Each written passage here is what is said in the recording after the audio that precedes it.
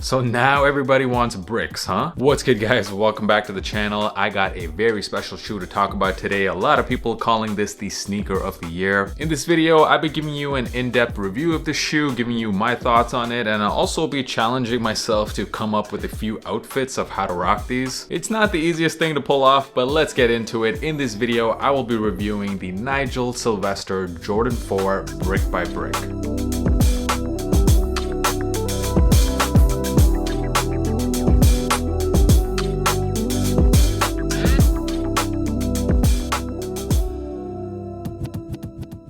So these were very limited. It seems like Jordan Brand has been going back to its old strategy of making shoes quite limited to artificially increase the perceived value of them. And it seems to be working, as resale prices of this shoe are around double the retail price right now. I did, however, ask you guys on my Instagram to tell me how many of you guys got W's on this shoe, and the W percentage was actually a lot higher than it typically is for shoes this limited. So congrats to everyone that got W's on this pair. I gotta say, my sneakers account right now is on a generational run. A lot of W's lately, I can't lie, and it doesn't matter how many years I've been doing this for, it's still very exciting to get a W on that app. Let's get into the review now. So Nigel Sylvester and Jordan Brand have been collabing since 2017, but this is the first time we have seen them put together a Jordan 4. We saw last year Nigel launch the original colorways of the Jordan 4 RM, which I still think is one of the most interesting new models from Jordan Brand. I really do like that shoe, but this is the first time he's worked on a regular Jordan 4, and he did take the inspiration for this colorway from his hometown of New York City, specifically the red colored bricks you see on a lot of the buildings there. And that brick theme really does feature heavily all throughout this shoe, including on the box. You literally get a brick for a box. Even the cardboard on this box has this kind of coarse texture through it, similar to what a brick would feel like. And the shoes also come in these individual plastic Ziploc bags with this blue Velcro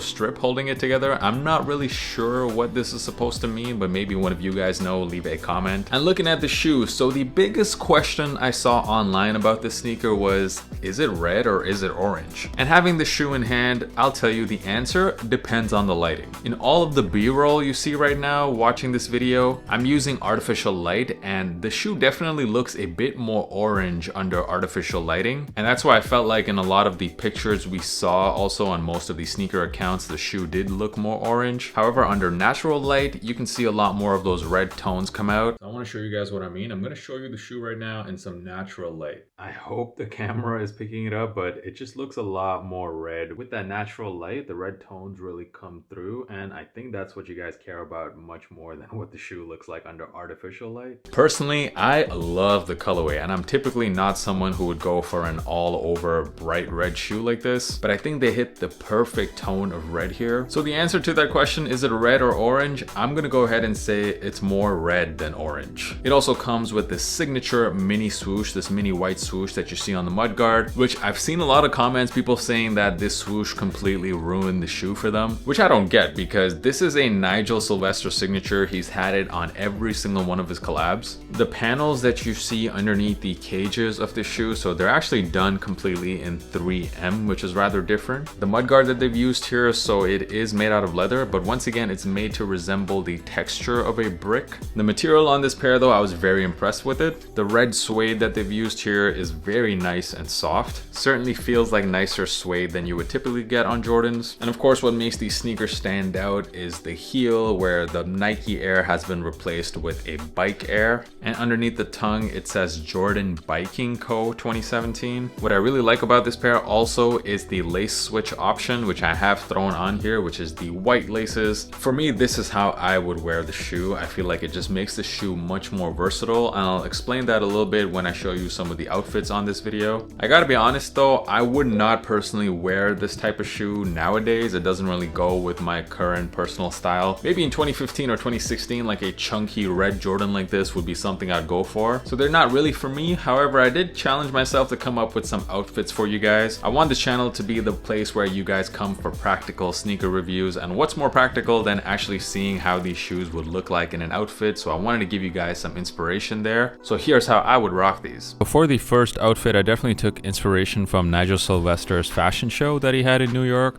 Pretty much all of the models at that show were rocking some combination of black and red. And it's pretty clear that this combination works really well with this shoe and with red Jordans in general. And the outfit I went here, pretty simple look. The red hoodie is from a brand based out of Canada called More Than It Seems. The jacket is from Carhartt. Pants, the parachute pants from Uniqlo. This color combination I think is definitely the safest option for these shoes. I don't think you can go wrong with it. So I had to throw on the white laces for the second outfit. I do like this look on the shoe a lot better. Just makes the shoe way more versatile. And here I'm going for a summertime look. Got this overshirt with a simple plain white tee underneath, and got these pretty baggy cargo shorts to go with it, but you can obviously go with a less baggier short, but I like them this way. And you can also accessorize a bit more by throwing on a hat. So here I just threw on a red trucker hat here, and I think that matches the shoes pretty well. Let me know what you guys think about outfit number 2, simple summertime vibe.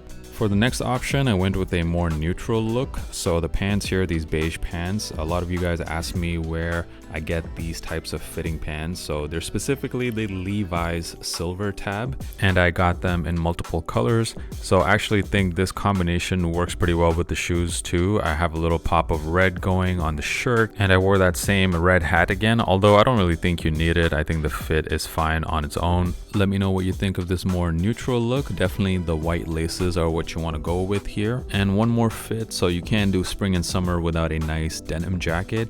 And I do think the light blue tones actually complement the red shoes pretty well. Once again, the white laces come through in a big way here, adding to the versatility of the shoe. A little hit of red on the shirt, and I paired it with these brown trousers, which also surprisingly work pretty well with the red tones on the shoe. I think even a darker tone jacket here, like an indigo blue, would also work pretty well. Moving on to sizing of the sneaker, I managed to get this in my true size of a US 11, and they're not that comfortable, I gotta be honest, especially in the pinky toe area. Is that actually what you call that toe, the pinky toe? That's just what I've always called it. I can feel that toe definitely pushing up against the side of the shoe, although I actually do have some room in the toe box area, so it does seem to be okay from a length perspective, but it is a bit narrow from a width perspective. They're not as uncomfortable as the military 4s, however. That might have something to do with the materials used on that one. This suede is a bit more forgiving, so I would still say to go with your true size. I don't really think going a half size up makes too much sense here, because as I said, from a length perspective, they're fine. There's quite a bit of room in the toe area. If anything, you can just take the insoles out, and that would make these a bit more comfortable if they're just too narrow for you. But I mean, who's really buying Jordan 4s for comfort? I've never found these shoes to be comfortable. To give you a bit of reference, I go with my true size in basically all other Jordan models, like the 1s and the 3s.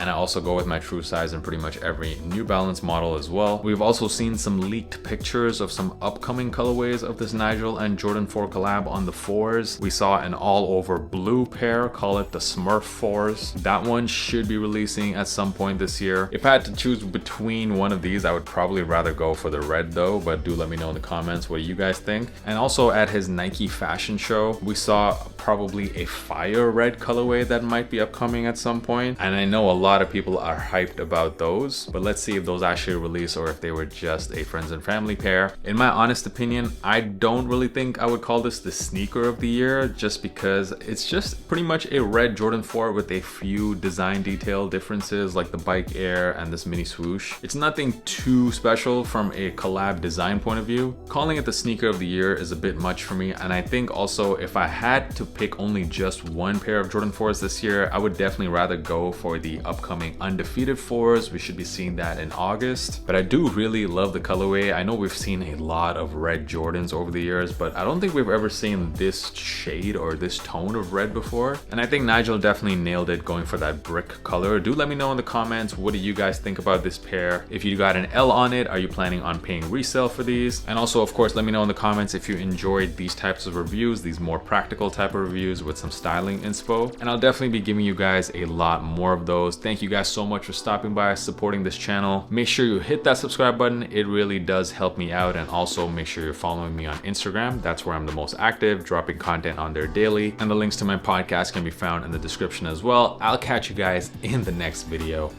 Peace.